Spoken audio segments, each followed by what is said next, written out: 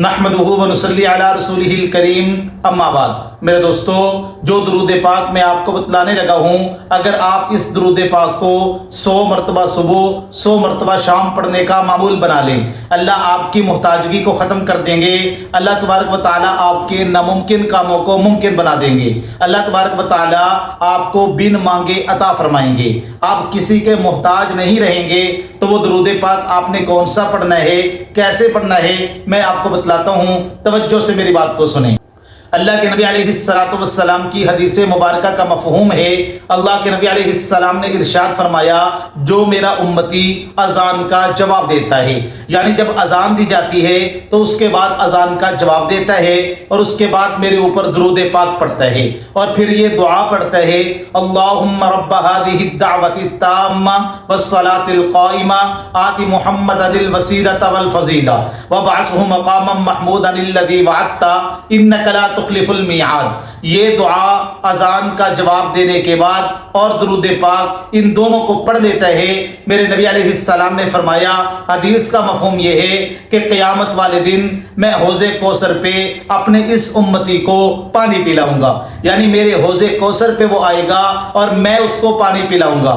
آپ اندازہ لگائیں یہ کتنی بڑی سعادت مندی کی بات ہے۔ جو بندہ اذان کے بعد درود پاک پڑھتا ہے، اللہ کے نبی حوض کوثر پہ اس کو پانی پلائیں گے۔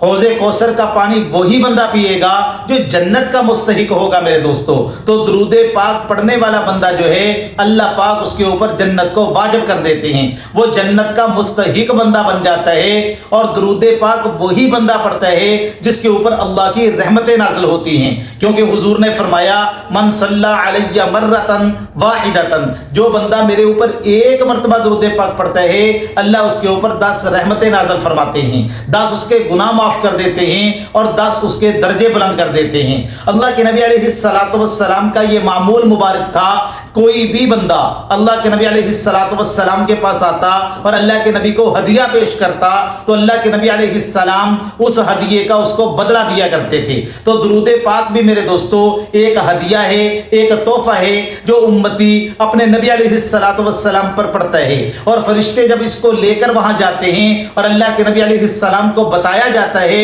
تو یقیناً اس ہدیے کا اللہ کے نبی علیہ السلام اپنے اس امتی کو کوئی بدلہ عطا کرتے ہوں گے۔ تو وہ بدلہ کیا ہے؟ اللہ کے نبی اس کے لیے دعا فرماتے ہوں گے۔ تو اگر کوئی مسلمان یہ چاہتا ہے کہ آج بھی میرے پیارے محبوب صلی اللہ علیہ وسلم اپنے روزہ مبارک میں میرے لیے دعا فرمائیں، تو اس کو چاہیے کہ درود پاک کثرت کے ساتھ پڑھنے کا معمول بنا لے، وہ درود پاک کی عادت ڈال لے۔ اس کی برکت سے اللہ کے نبی علیہ السلام آپ کے لیے دعائیں فرمائیں گے میرے دوستو، اور ایسا بندہ اللہ کے نبی علیہ السلام کی شفاعت کا بھی حقدار ہوگا۔ حضور علیہ السلام نے فرمایا، میرے سب سے زیادہ قریب میرا وہ امتی ہوگا قیامت والے دن جو میرے اوپر کثرت کے ساتھ درود پاک پڑھتا ہوگا۔